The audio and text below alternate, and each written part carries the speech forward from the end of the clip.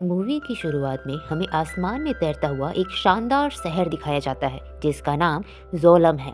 दरअसल आज से लगभग 300 साल पहले धरती पर एक भयानक महायुद्ध हुआ था जिसकी वजह से दुनिया लगभग तबाह हो चुकी थी। इसी तबाही के बाद जोलम शहर को बनाया गया था, एक ऐसा इंजीनियरिंग करिश्मा जहां सिर्फ अमीर और ताकतवर लोग रहते हैं। जोलम शहर का सारा कचरा नीचे धरती पर गिराया जाता है। इसी कचरे से भरी दुनिया को आयरन सिटी कहा जाता है, जहां आम लोग रहते हैं और जोलम के लिए काम करते हैं। अब हमें मिलते हैं डॉक्टर डाइसन से, जो कचरे के ढेर से काम की चीजें ढूंढ रहे होते हैं। तभी उन्हें वहां एक टूटा फूटा साइबोर्ग मिलता है। साइबोर्ग वो होते हैं जिनका दिमाग इंसानों का होता है लेकिन शरीर मशीन का। डॉक्टर डाइसन देखते हैं कि उस साइबोर्ग का दिमाग अब भी एक्टिव है, इसीलिए वे उसे अपनी लैब में ले जाते हैं और उसकी मरम्मत करके उसे पूरी तरह ठीक कर देते हैं। अगली सुबह जब उस साइबोर्ग की आंखें खुलती हैं तो वह देखती है कि उसका शरीर पूरी तरह सही है, लेकिन उसकी याददाश्त पूरी तरह जा चुकी होती है। उसे अपना नाम तक याद नहीं रहता। तब डॉक्टर डाइसन उसका नाम एलिटा रखते हैं। जब एलिटा बाहर निकलती है और आसमान में तैरते जोलम शहर को देखती है तो वह हैरान रह जाती है। डॉक्टर डाइसन उसे बताते हैं कि यही जोलम है और जहाँ वे लोग रहते हैं उसे आयरन सिटी कहा जाता है। आयरन सिटी का हर इंसान जोलम के लिए काम करता है और वहां जाने का सपना देखता है। इसी दौरान एलिटा को सड़क पर पड़ा एक पोस्टर मिलता है जिसमें लिखा होता है कि शहर में एक सीरियल किलर घूम रहा है जिसने अब तक 6 महिलाओं का मर्डर कर दिया है। तभी अचानक एक विशाल साइबोर्ग एलिटा के सामने आ जाता है। एलिटा को खतरे का अंदाजा नहीं होता, इसीलिए वह उससे लड़ने के लिए खड़ी हो जाती है, लेकिन तभी एक लड़का ह्यूगो आकर एलिटा को बचा लेता है। यहीं से दोनों की दोस्ती शुरू हो जाती है। अगले दिन जब एलिटा बाहर घूम रही होती है तो डॉक्टर डाइसन की एक्स वाइफ शिरीन उसे देख लेती है। एलिटा का शरीर देखकर वह चौंक जाती है और डॉक्टर डाइसन से कहती है कि जो साइबर बॉडी उन्होंने इस्तेमाल की है वे उनकी बेटी की थी। डॉक्टर डाइसन मान लेते हैं कि यह सच है, लेकिन बताते हैं कि उनकी बेटी अब इस दुनिया में नहीं रही। शिरीन डॉक्टर डाइसन से अपनी कंपनी के लिए साइबोर्ग बनाने को कहती है, लेकिन उसकी कंपनी का मालिक विक्टर उन्हें जोलम शहर पहुंचाने में मदद कर सकता है। लेकिन डॉक्टर डाइसन मना कर देते हैं क्योंकि शिरीन की कंपनी खतरनाक और अमानवीय साइबोर्ग बनाती है। दूसरी तरफ ह्यूगो एलिटा को एक स्केटिंग गेम दिखाने के लिए ले जाता है। शुरुआत में एलिटा को यह गेम समझ में नहीं आता और वह गिर जाती है, लेकिन थोड़ी ही देर में वह इतनी ज़बरदस्त स्केटिंग करने लगती है कि वहां मौजूद सभी लोग दंग रह जाते हैं। इसके बाद ह्यूगो एलिटा को एक ऊंची जगह ले जाता है जहां से आयरन सिटी और जोलम दोनों साफ दिखाई देते हैं। वह एलिटा को बताता है कि वह भी जोलम जाना चाहता है क्योंकि वहां इंसान को जीने के लिए हर चीज़ मिलती है। साथ ही वह एलिटा को बताता है कि उसे डॉक्टर डाइसन ने जोलम से गिरे कचरे में पाया था, लेकिन एलिटा को इस बात में कुछ भी याद नहीं आता। रात के समय डॉक्टर डाइसन चुपचाप कहीं जा रहे होते हैं जिसे एलिटा देख लेती है। उसे लगता है कि कहीं वही तो सीरियल किलर नहीं। इसी शक में एलिटा उनका पीछा करती है, लेकिन इससे पहले कि डॉक्टर डाइसन किसी को मारते, एलिटा सच्चाई जान लेती है। उनके सामने एक खतरनाक साइबोर्ग होता है जिसका नाम ग्रविश्का है।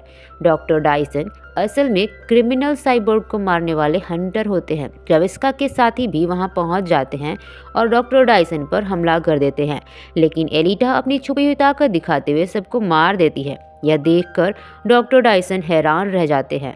ग्रविश्का नकाब हटाता है, लेकिन एलिटा उसका एक हाथ तोड़ देती है और वह वहां से भाग जाती है। डॉक्टर डाइसन एक साइबोर्ग का सिर लेकर एक लैब में जाता है जहां साइबोर्ग को मारने के बाद पैसे दिए जाते हैं।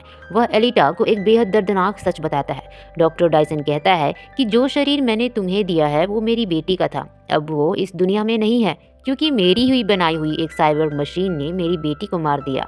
अब बेटी की मौत के बाद उसकी पत्नी भी उसे छोड़कर चली गई थी और तभी से वह खुद को इस दर्द का जिम्मेदार मानता है।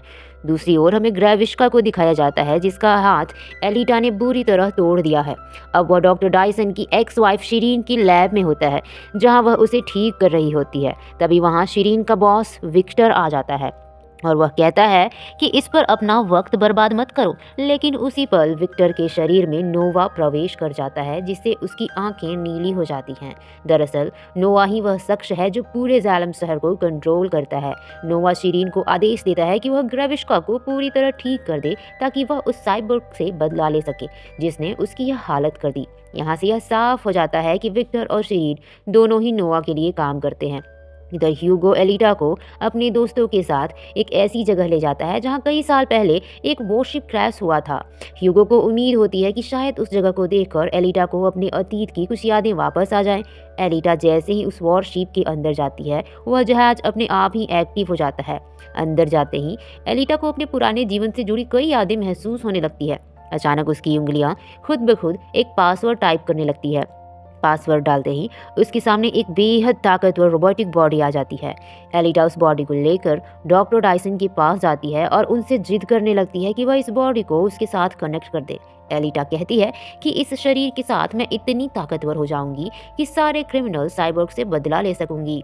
लेकिन डॉक्टर डायसन साफ मना कर देता है। वह कहते हैं यह बॉडी खुद एक हथियार है। अगर मैंने ऐसा किया तो इंसानियत के लिए खतरा पैदा हो सकता है। यह सुनकर एलिटा को बहुत गुस्सा आता है और वह वहां से चली जाती है। इसके बाद एलिटा ह्यूगो के साथ उस जगह पहुंचती है जहां खुद को हंटर वॉरियर के तौर पर रजिस्टर किया जाता है। हंटर वॉरियर बनने के बाद वह सभी वॉरियर हंटर से ग्राविश्का को मारने में उसका साथ देने को कहती है, लेकिन कोई भी उसका साथ देने को तैयार नहीं होता।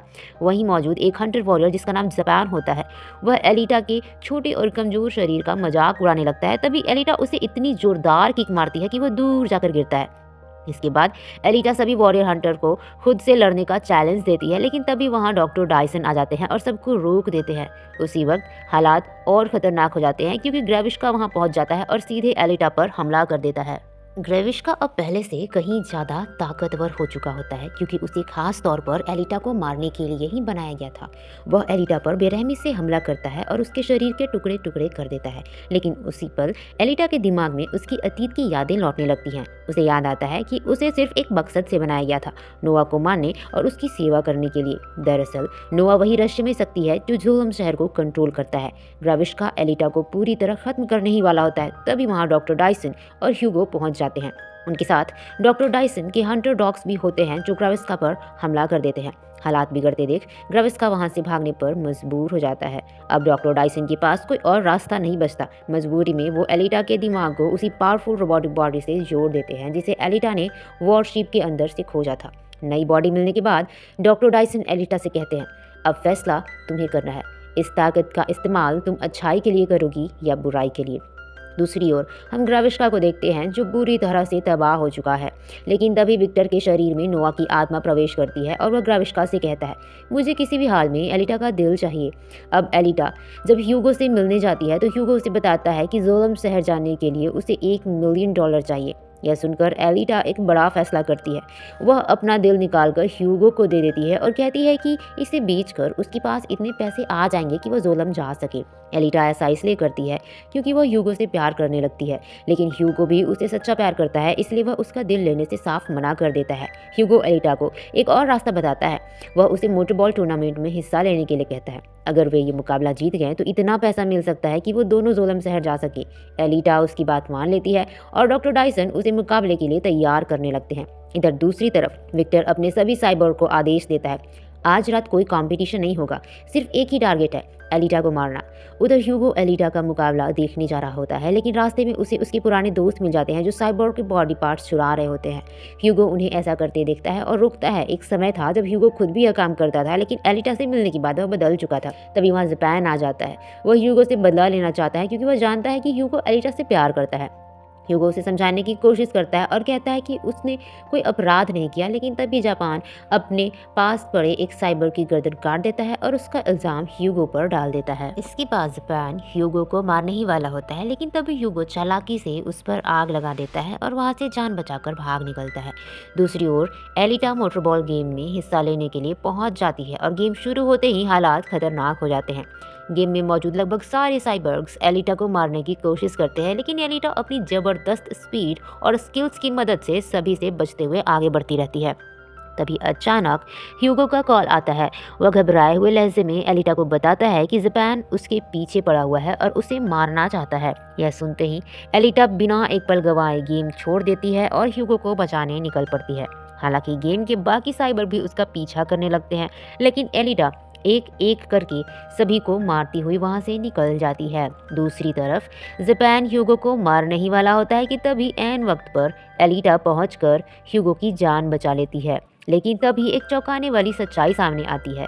एलिटा को पता चलता है कि ह्यूगो पर $30,000 का इनाम रखा गया है क्योंकि वह हंटर वॉरियर्स की बॉडी पार्ट चुरा रहा है। जापान एलिटा से कहता है कि हंटर वॉरियर्स के नियमों के मुताबिक ह्यूगो को मारना ही पड़ेगा। एलिटा इसका कड़ा विरोध करती है, लेकिन नियमों के सामने जापान खुद मजबूर होता है और वह ह्यूगो पर हमला कर देता है।